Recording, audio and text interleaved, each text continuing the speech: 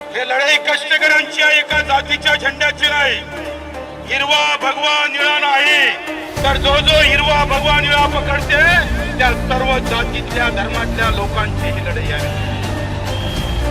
आम्ही जाती आणि धर्माच्या ताकदीवर बोलत नाही, दिव्यांगाच्या आशीर्वादावर आणि शेतकऱ्यांच्या सहकार्यावर ही लढाई जिंकल्याशिवाय राहणार नाही सांगतोय.